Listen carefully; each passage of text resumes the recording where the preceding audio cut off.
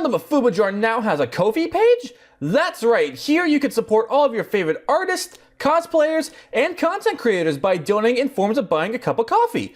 Go ahead and check out ko-fi.com/mafubajar today to see posts, exclusive deck lists, and other many fun treats. Welcome back to Mafuba Jar. We've been sailing away for another awesome deck profile. And today, guys, I'm going to be showing you guys my version of the Red-Blue Surge Leader Goku Invoker deck that we got from Set 9. Now, this is easily one of the more expensive decks in a set, and a pretty pricey deck in the meta right now, especially even more so depending on what kind of tech choices you decide to put in, but I decided to keep it standard with just Set 9 for the most part. So, one of the really better leaders of the set right now, let's go ahead and take a look at him quickly and see why that is. So on his unawakened side here, he has an activate battle. Is that when his card is in a battle, you choose an extra card in your hand and place it in the drop area, and then you get to choose a card in your life, add it to your hand, draw a card, and this card gains 5,000 power for the duration of the battle, and it's negated for the duration of the battle. So it's not a once per turn thing, you just go and do it once per battle. And you can just keep taking life really quickly. You have to discard extra cards, yes, but most of your deck are extra cards, so that's not really something you have to worry about. And he does awaken with Surge because he is a Surge leader. You choose a red and a blue, you place them underneath him, draw 3 cards, and restand energy. Then you get to flip them over to this gorgeous artwork on the awakened side here. The Ultra Instinct Son Goku Limits Surpassed. Again, look at the art, like the whole leader front and back artwork is amazing, don't get me wrong, but just that back though, it literally is the punch he gave to Jiren when he tried blowing up the stands. Like, oh, that is such a cool pose. Alright, so he has an activate main / battle, as a lot of the Surge cards do seem to have. So once per turn of your lives have 5 or less, you get to detach a card that's underneath him, and you can pick one of the skills. You can either, if you have a Universe 7 in play, you draw a card, then your opponent has to reveal their hand. You can choose up to extra card or a battle card with 35,000 or less and drop and discard it. So it has a little bit of hand destruction there. Or you can choose 3 multicolored extra cards with different names and drop or warp and add them to your hand. So even though you're having to discard your extra cards with the unawakened side, you just use that, you get 3 of them right back. So really good. Just really keeps it the consistency for everything. And we're gonna go ahead and take a look at the extra cards here first, because that's not actually, before we look at the extra cards, we're gonna go ahead and look at our Vegeta here, the Super Saiyan Blue inspired technique. Personally, what I feel is one of the spine cores of this deck. He has Barrier and Deflect, which those two are really good, but Invoker is the main skill we're gonna be focusing on here. Now, Invoker says that when paying the energy cost for a red-blue multi-extra card, instead of paying that cost, you just put one red-blue multi-energy card in your energy to rest mode instead. So stuff here you see that's like 4 or 5 energy, you just tap a red-blue multi and you're just paying the cost to activate all these effects here. And that's the main reason why this deck is so good right now. Because all these really busted extra cards that are high energy, you're just activating for 1. So really good here. Not to mention with Barrier and Deflect, he's not the easiest to get rid of either, so he'll be sticking around for a bit. Very rarely will you use him to attack, but you can use him to attack. 19 for 3 is but he's mainly there just for Invoker. And what we're going to be taking advantage of with Invoker here is, I'll go over the stuff from the set first before I go over the promo stuff. And that stuff is going to be anything you see red and blue. So we've got our Tyranny's cost here first. You draw 2 cards, and if your opponent has 11 or more cards, they have to discard till they have 10. Which that effect you'll rarely ever bring off, but just the fact that paying 2 to draw 2 alone isn't terrible, but just the fact that you're able to pay 1 to draw 2 is really good. You've got the Emperor's Death Beam here, one of the main ones of the sets. People have been fluctuating this one back and forth. Some play 3-2, a lot of people play it at 4. It really all depends on what you prefer, but it's a really good card. So it's got 2 activate mains, along with a lot of these extra cards here do. So its first activate mains, you get to choose a battle card, choose one of your opponent's battle cards, sorry about that, ignoring Barrier, and you have it minus 30,000 power for the duration of the turn. So for 1 energy, you're basically setting something to drop. And its second activate main, which is one that a lot of them have, so you send this card from your drop area to the warp, look at the top card of your deck. If it's a multicolored extra card, add it to your hand. Otherwise, just put it right back on top. So this Catastrophic Blow and Royal Condemnation all have that second main to where they can do that. So that's really cool right there. And speaking of those, next up here we're going to talk about Royal Condemnation, which I personally think is one of the most busted ones out of this whole thing here. So it is a counterplay. If your leader card's in Universe 7, if the battle card being played has an energy cost of 8 or less, which is almost everything, it's placed at the bottom of its owner's deck instead of being played. So this right here makes this just a 1-drop and you're doing all that. Like, what? That is crazy. Like, I know a lot of things have deflect, but still, the higher up you go with the energy cost, the big monsters that your opponent plays down, that's just like, not too many things are gonna have deflect or ways around that. So if they're like dedicating a lot of their energy and resources, bring out that 1 card, 1 energy, boom, Condemnation, not playing that. No. So amazing. And the other one here we have is Catastrophic Blow, another really busted one.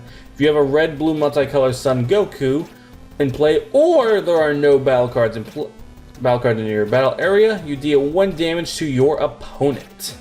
So this one's a little bit more tricky because it's, as it said, it's either with a Son Goku in a battle area or nothing there. So you can't just have the Vegeta in play and play the Catastrophic Blow. As busted as that would be, can't quite do that. But we do have plenty of we do have quite a few Gokus here we can play for that. Plus, one of them does kind of not revolve, but it boosts this up a bit here, which I'll get to in a minute. Got a hair in my eye. And the next extra card here we're going to be looking at is We're in This Together. Now, this is the one that you got from the Goku Starter deck, and it's a really good one. So it's got 2 activate mains. If your leader card's in Universe 7, you KO all of your opponent's battle cards with 25,000 or less power. So really, really nice there. Once again, pay for only 1 energy for that. And for a single red, if your leader's in Universe 7, you add this card from your drop area to your hand, so it recycles itself. So that's 1 less card you have to worry about recycling with your leader over here, because it does it on its own. And for the other extra cards here that we run that wasn't in the set is Instinctive Reprisal.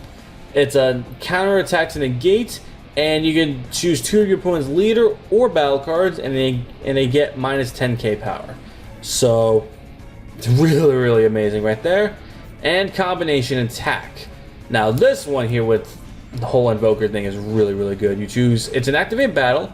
Choose 1 of your opponent's battle cards with 5 or less, return to the owner's hand, then choose up to 1 of your red or blue energy and switch it to active mode. So if you play this with an Invoker, this is completely free.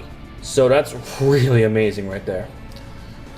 Alright, now to some of our battle cards here. First one I want to talk about is going to be the Ultra Instant Goku Energy Explosion. This is the one that was in our set. So it does have Invoker, just like the Vegeta. And its auto is that you get to choose 3 of your energy, place them in your drop area, then take 3 cards from your drop area, ignoring energy exhaust if it has it, and place them in your energy area. So you're paying 6, but you're getting 3 back immediately. And the last one is what's going to help out the Catastrophic Blow even more. So its auto is once per turn, when 1 of your cards deals damage to your opponent, deal 1 additional damage to your opponent. So a single strike becomes a double strike, a Catastrophic Blow for 1 damage becomes 2, and this is the red-blue Son Goku, so this one can only be paid. This can be played, and it can only be paid for 1 because he does have Invoker in case you're not able to get the Vegeta out.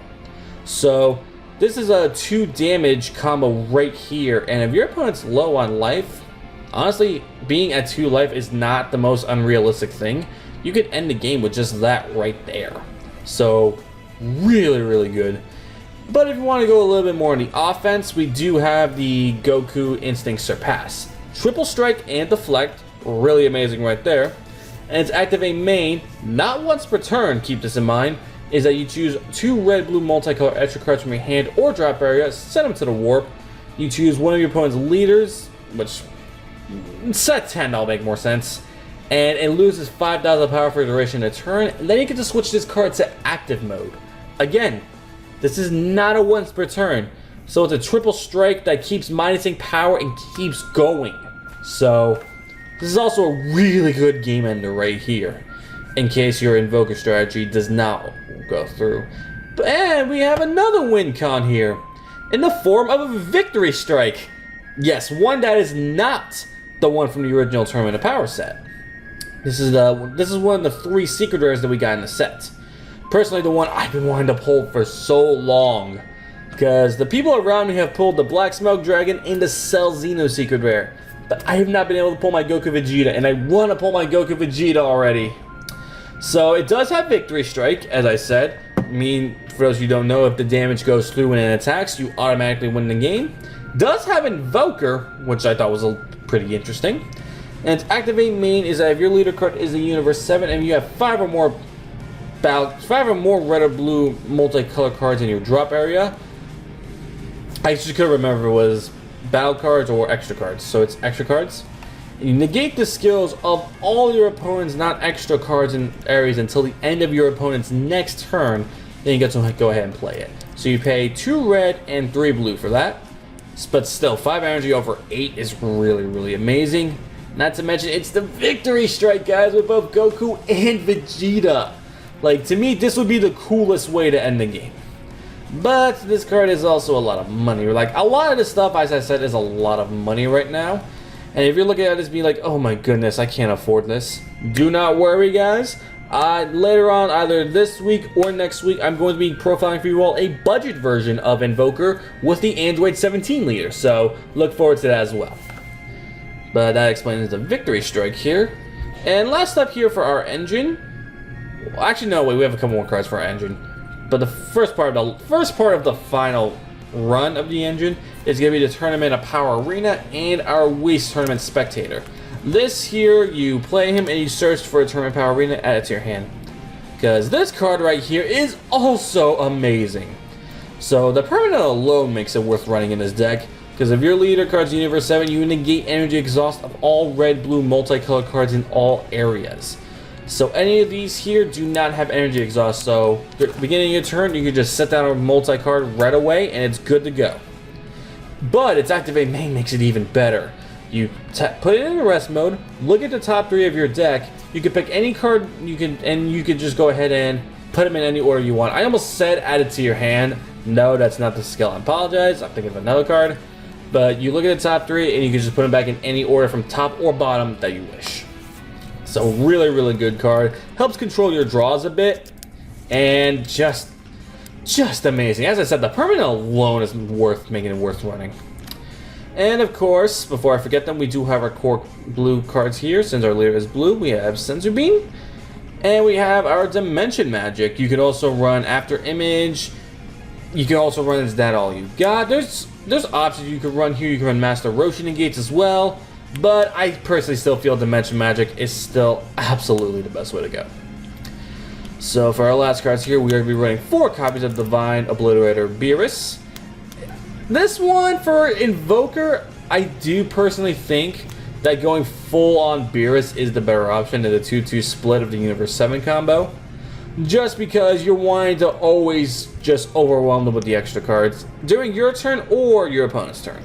So that's my reasoning for that. And I'm also running 3 copies of We Are Universe 7. You can either add a Universe 7 that's a 4-drop or less from deck to hand, or get back any Universe 7 from your drop area. So this right here could search your Vegeta, and it could search your Whis as well, which 1 drop searching for a 1-drop I personally always thought was a little odd, because I usually want to start with the Whis or the Tournament of Power, but hey, if you're not able to, play the 7, get the Whis, next turn, play the Whis, get your Tournament of Power Arena, and you're good to go. But it could also help us get back these guys over here, in case they end up being discarded by any reason. Hand Destruction is kind of back, so that would help us out quite a bit. And with that, guys, that is going to go ahead and conclude my main Invoker Universe 7 deck profile. As I said before, guys, Either later on this week or next week, I'll be having a budget Android 17 version of the deck profile. So if this is all looking too expensive for you, because honestly a lot of stuff is too expensive for me, don't worry about it, guys. I've got you covered. So with that, if you all enjoyed this deck profile here today, be sure to smash the subscribe button, hit the notification bell, like and comment down below. And with that, guys, I hope you all have a fantastic day. See you all next time, and you've all been released.